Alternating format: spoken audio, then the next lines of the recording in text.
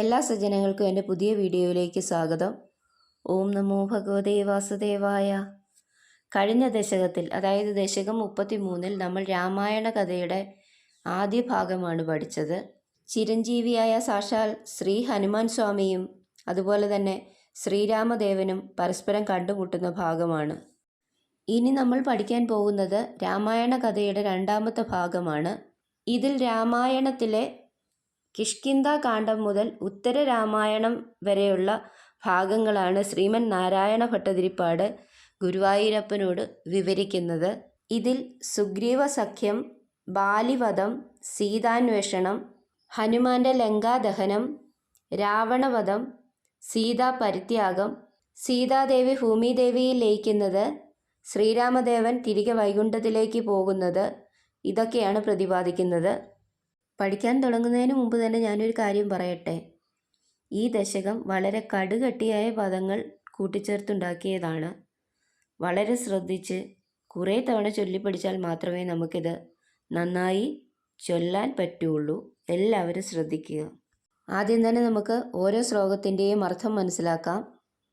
ഹനുമാൻ സ്വാമിയുടെ പരിശ്രമത്തിലൂടെ ശ്രീരാമദേവൻ സുഗ്രീവനുമായി ഒരു സൗഹൃദം സ്ഥാപിക്കുന്നു. ബാലിയെ കൊന്ന് സുഗ്രീവനെ ആ ദേശത്തിൻ്റെ രാജാവായി വാഴിച്ചാൽ പകരം സീതാദേവിയെ അന്വേഷിക്കാൻ സഹായിക്കാമെന്ന് സുഗ്രീവനുമായി ഒരു കരാറുണ്ടാക്കുന്നു.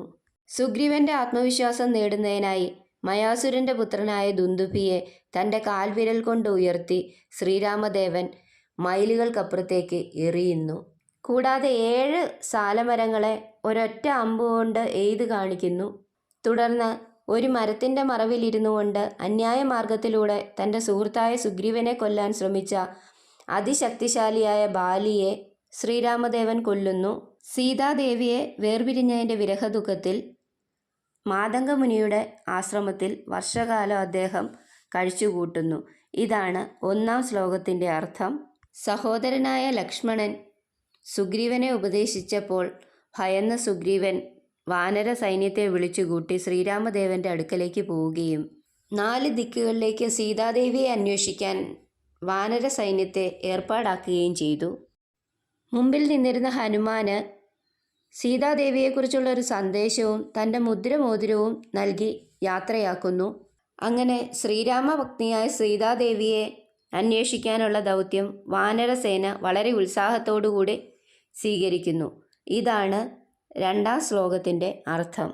ശ്രീ ഹനുമാനിൽ നിന്നും ശ്രീരാമദേവൻ്റെ ദുരവസ്ഥ മനസ്സിലാക്കിയ സമ്പാതി എന്ന പക്ഷി തൻ്റെ പുതിയ ചിറകുകൾ ഉപയോഗിച്ച് പറന്ന് സീതയുടെ സ്ഥാനം കണ്ടെത്തി വാനരന്മാരെ അറിയിച്ചു. ആ വിവരം അറിഞ്ഞ ഹനുമാൻ സമുദ്രത്തിന് കുറുകെ ചാടി ലങ്കാനഗരത്തിലെ ഒരു ഉദ്യാനത്തിൽ രാക്ഷസന്മാർ തടവിലാക്കിയിരുന്ന സീതാദേവിയെ കണ്ടെത്തി. അവൻ സീതാദേവിക്ക് ഭഗവാന്റെ സന്ദേശവും മോതിരവും നൽകി.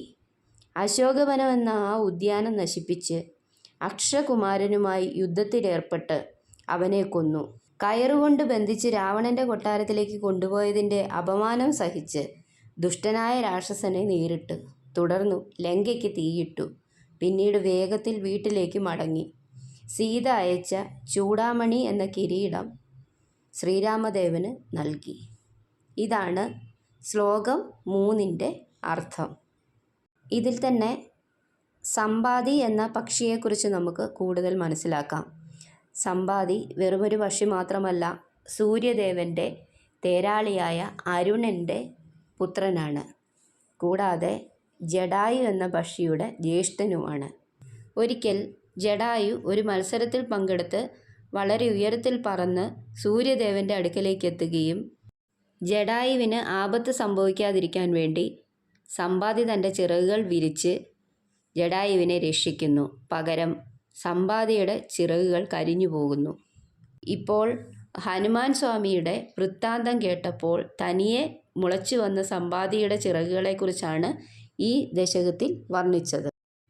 അതുപോലെ തന്നെ ഈ ശ്ലോകത്തിൽ സീതാദേവി സ്വന്തം അടയാളമായി തൻ്റെ തലയിൽ ധരിച്ചിരുന്ന ചൂടാമണി എന്ന കിരീടം കൊടുത്തയച്ചു എന്ന് പറയുന്നുണ്ട്. ഇത് വെറുമൊരു ചൂടാമണിയല്ല, ഇതൊരു അമൂല്യമായ രത്നം പതിച്ച കിരീടമാണ്. ആ കിരീടം തലയിൽ ചൂടുന്നതാണ്. കൂടാതെ ഇത് രഘുവംശത്തിൻ്റെ പാരമ്പര്യ അടയാളം കൂടെയാണ്. സീതാ സ്വയംവരം കഴിഞ്ഞ് ചെന്നപ്പോൾ അയോധ്യയിൽ കൗസല്യാദേവി സീതയ്ക്ക് സമ്മാനമായി കൊടുത്തതാണ് ഇത്. ഇത് കണ്ടാൽ ശ്രീരാമദേവന് ഇത് താൻ തന്നെയാണെന്ന് ഉറപ്പായിട്ടും മനസ്സിലാകും എന്നുള്ളതിനാലാണ് സീതാദേവി അത് കൊടുത്തയക്കുന്നത്.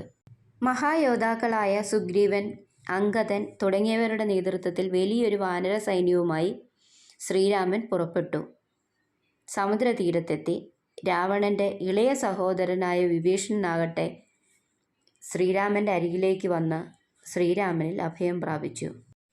രാവണനെക്കുറിച്ചുള്ള രഹസ്യ വിവരങ്ങളെല്ലാം വിഭീഷണൻ വെളിപ്പെടുത്തുന്നു. സമുദ്രദേവനോട് നടത്തിയ അപേക്ഷകൾ വെറുതെയായപ്പോൾ കോപത്തോടെ ശ്രീരാമൻ സമുദ്രത്തെ നശിപ്പിക്കാൻ ആഗ്നേയാസ്ത്രം അയക്കുന്നു. ആഗ്നേയാസ്ത്രത്തെ ഭയന്ന സമുദ്രദേവൻ്റെ ആജ്ഞപ്രകാരം സമുദ്രത്തിലൂടെ ശ്രീരാമദേവന് ഒരു വഴി ലഭിക്കുന്നു. ഇതാണ് ശ്ലോകം 4-ന്റെ അർത്ഥം. എല്ലാ ദിക്കുകളിൽ നിന്നുമുള്ള വാനരന്മാർ മലകളും പാറകളും കൊണ്ടുവന്നു. അതിലൂടെ ലങ്കയ്ക്ക് കുറുകെ ഒരു പാലം പണിതു. വാനര സൈന്യം പല്ലുകൾ, നഖങ്ങൾ മുതലായവ ആയുധങ്ങളാക്കി രാക്ഷസന്മാരെ ആക്രമിച്ചു. യുദ്ധകളത്തിൽ ലക്ഷ്മണൻ അതിശക്തമായ ശക്തി പ്രകടിപ്പിച്ചതോടെ രാവണൻ്റെ മകൻ ഇന്ദ്രജിത്ത് നാഗാസ്ത്രം ഉപയോഗിച്ച് അങ്ങയുടെ സൈന്യത്തെ ബന്ധിച്ചു. പക്ഷേ അങ്ങയുടെ വാഹനമായ ഗരുഡൻ തൻ്റെ ചിറകുകൾ കൊണ്ട് അവരെ പിരിച്ചുവിട്ട് അവരെ ആ അവസ്ഥയിൽ നിന്ന് മോചിപ്പിച്ചു. ഇതാണ് ശ്ലോകം 5-ന്റെ അർത്ഥം.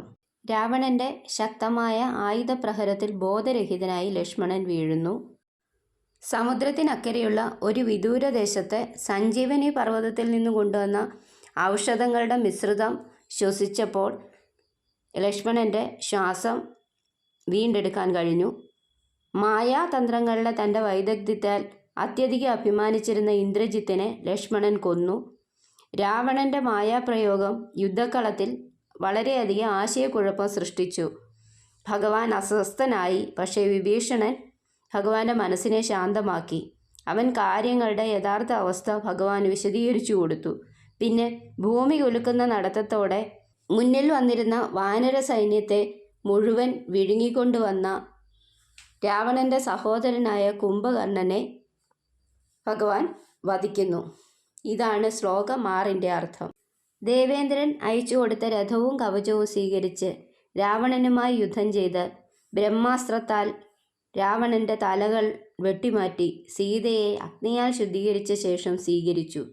യുദ്ധത്തിൽ പരിക്കേറ്റ് കൊല്ലപ്പെട്ട വാനര സൈന്യത്തെ ഉന്നതരായ ദേവന്മാർ സുഖപ്പെടുത്തി പുനരുജ്ജീവിപ്പിച്ചു.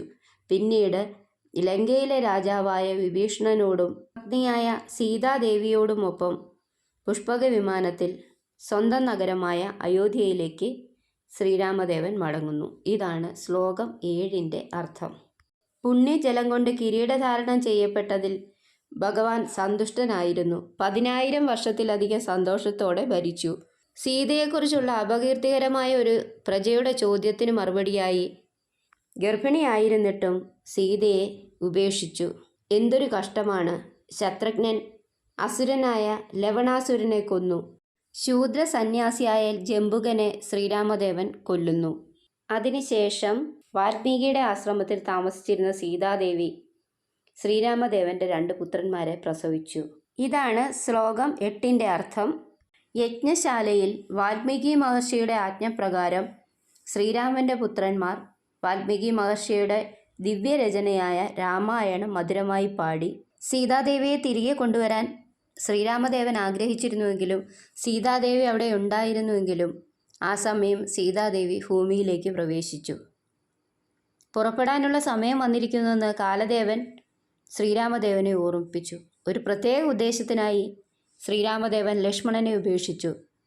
പിന്നീട് മുഴുവൻ പരിവാരങ്ങളോടും കൂടി സരയൂ നദിയിലെ വെള്ളത്തിൽ മുങ്ങി. അതേസമയം തന്നെ വാസസ്ഥലമായ വൈകുണ്ഠത്തിലേക്ക് എത്തിച്ചേർന്നു. ഇതാണ് 9-ാം ശ്ലോകത്തിൻ്റെ അർത്ഥം. മനുഷ്യരൂപത്തിലുള്ള ഭഗവാന്റെ ഈ അവതാരം രാമായണത്തിൽ നിന്ന് പഠിക്കേണ്ട പാഠങ്ങൾ മനുഷ്യരാശിയെ പഠിപ്പിക്കുന്നതിനാണ് എടുത്തത്. പ്രിയപ്പെട്ടവരിൽ നിന്ന് വേർപിരിയൽ നേരിടുമ്പോൾ ആഗ്രഹങ്ങളോടുള്ള അമിതമായ ആസക്തി വേദനയും ഉണ്ടാക്കുന്നു. കടമയോടുള്ള അമിതമായ ആസക്തി നിരപരാധികളായ സഹജീവികളുടെ ത്യാഗത്തിലേക്കും കഷ്ടപ്പാടിലേക്ക് നയിക്കുന്നു. ഇത് സത്യമല്ലെങ്കിൽ പരമാത്മാവും ആനന്ദത്തിൻ്റെ ആത്മാവുമായ അങ്ങയിൽ ഈ മനസ്സിൻ്റെ മാറ്റം എങ്ങനെ സംഭവിക്കും? അല്ലയോ ഗുരുവായൂരപ്പ, ഇത്തരം ദിവ്യപ്രവർത്തികളുള്ള അങ്ങ് എന്നെ കഷ്ടപ്പാടുകളിൽ നിന്ന് രക്ഷിക്കണമേ എന്നാണ് 10ാം ശ്ലോകത്തിൽ ശ്രീമൻ നാരായണ ഭട്ടതിരിപ്പാട് അപേക്ഷിക്കുന്നത്. ഇവിടെ ഒരു തെറ്റും ചെയ്യാത്ത ശ്രീരാമദേവനും സീതാദേവിയും ലക്ഷ്മണനും വനവാസത്തിലേക്ക് പോകുന്നത് കൈകേയിയുടെ അത്യാഗ്രഹം മൂലമാണ്.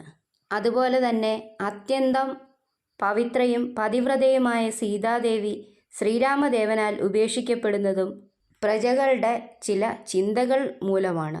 രാവണൻ തട്ടിക്കൊണ്ടുപോയ സീതാദേവിയെ കാണാതെ വിരഹവേദന അനുഭവിച്ച ശ്രീരാമദേവനെയും നമ്മൾ രാമായണത്തിൽ കാണുന്നുണ്ട്. ശ്ലോകം 10 ശ്രീമൻ നാരായണ ഭട്ടതിരിപ്പാട് വിവരിച്ചത് ഇതിനെക്കുറിച്ചാണ്. നേരത്തെ പറഞ്ഞതുപോലെ തന്നെ ഇത് രാമായണത്തിൻ്റെ 2ാം ഭാഗമാണ്. ഇതും കടികട്ടിയായ പദങ്ങളാണ്. കുറേ തവണ ചൊല്ലിപ്പഠിച്ചാൽ മാത്രമേ നല്ലവണ്ണം ചൊല്ലാൻ പറ്റുള്ളൂ. എല്ലാവരും ശ്രദ്ധിക്കുക. നമുക്ക് ചൊല്ലിത്തുടങ്ങാം. ശ്രീമദ് നാരായണീയം ദശകം 35 രാമായണ കഥ സുഗ്രീവ സഖ്യം മുതൽ. ഓം നമോ ഭഗവതേ വാസുദേവായ.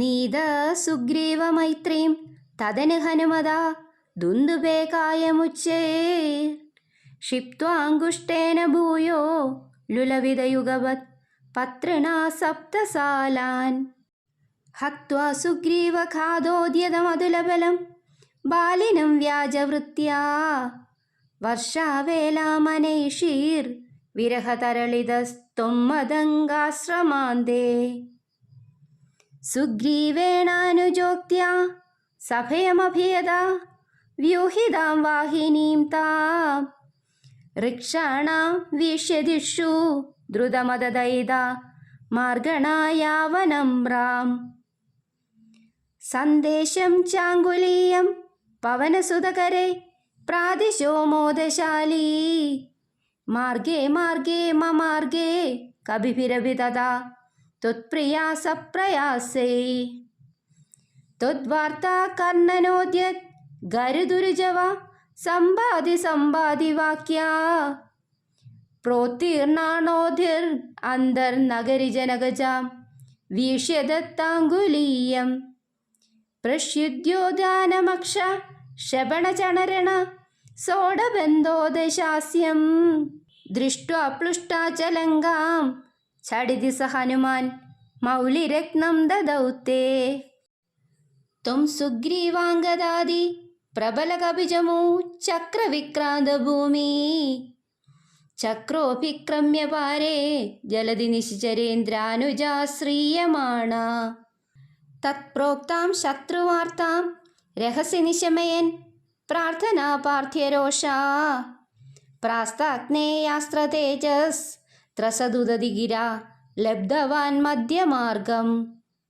കീശേരാശാന്തരോപാഹൃതഗിരിനികരേ സേതുമാദാഭ്യയാദോ യാദൂന്യാമർദ്ദദംഷ്ട്രാ നഖശിഖരിശില സാലശസ്ത്രൈ സ്വസൈന്യൈ വ്യാകുർവൻ സാനുജസ്ത്വം സമരഭുവി പരം വിക്രമം ശക്രജേത്രാ വേഗാത്നാഗാസ്ത്രബദ്ധ പദകപതിഗരുൻ മാരുതൈർമോചിതോ ഭൂ സൗമിത്രേസ്ത്വത്ര ശക്തി പ്രഹൃതികളദസുർ വാദജാനീതശൈലാ ഘ്രാണാത് പ്രാണാനുഭേദോ വ്യകൃണുതകുസൃതി ശ്ലാഘിനം മേഘനാദം മായാശോഭേഷു വൈഭീഷണവചനഹൃദ സ്തംഭന കുംഭകർണം സംപ്രാപ്തം കമ്പിതോർവീതലമഖിലചമു ഭക്ഷിണം വ്യക്ഷിണോസ്ത്വം ഗൃഹ്ണൻ ജംബാരി സംപ്രേഷിതരഥകവചോ രാവണേനാഭിയുദ്ധ്യൻ ബ്രഹ്മാസ്ത്രേണാസ്യ ബിന്ദൻ ഗളതതിമബലാം അഗ്നിശുദ്ധാം പ്രഗൃഹ്ണൻ ദേവശ്രീണി വരോ ജീവിത സമരമൃതേർ അശ്വതൈഋഷ്യസംഗൈർ ലങ്കാഭർത്രാ ച സാകം നിജനഗരമഗ സപ്രിയ പുഷ്പകേണ പ്രീതോ ദിവ്യാഭിഷേകൈർ അയുധസമധികാൻ വത്സരാൻ പര്യരംസീർ മൈഥില്യാം പാപവാച ശിവ ശിവ കില താം ഗർഭിണീമഭ്യഹാസി. ശത്രുഘ്നേനാർദയിത്വാ ലവണനിശിചരം പ്രാർത്ഥയ ശൂദ്രപാശം. താവത് വാൽമീകിഗേഹേ കൃതവസതിരുപാ സൂതസീതാസുതൗ തേ. വാൽമീകേസ്ത്വത്സുതോദ്ഗാപിതമധുരഹൃദേർ ആജ്ഞയാ യജ്ഞവാടേ. സീതാം ത്വയ്യാപ്തു കാമേ ശ്രിതിമവിശദസൗ ത്വം ച കാലാർത്ഥിതോ ഭൂ. ഹേതോ സൗമിത്രിഘാതി സ്വയമദസരയു മഗ്നനിശേഷഭൃദ്യേർ. സാഗം നാഗം പ്രയാതോ നിജപദമഗമോ ദേവവൈകുണ്ഠമാദ്യം. സോയം മർത്യാവതാര സ്തവ ഖലു നിയതം മർത്യശിഷ്യാർത്ഥമേവം. വിശ്ലേഷാർത്തിർനിരാഗാസ്ത്യജനമഭിഭവേത് കാമധർമാദിസക്ത്യാ. നോ ചേത് സാത്മാനുഭൂതേ കൊനു തവ മനസോ വിക്രിയാ ചക്രപാണേ. സത്വം സത്വൈകമൂർത്തേ പവനപുരപദേ വ്യാധുനു വ്യാധിതാപാൻ. ശ്രീ ഹരിയേ നമ. ശ്രീ ഗുരുവായൂരപ്പ ശരണം. വീഡിയോ ഇഷ്ടമായാൽ ലൈക്ക് ചെയ്യാനും സബ്സ്ക്രൈബ് ചെയ്യാനും മറക്കരുതേ.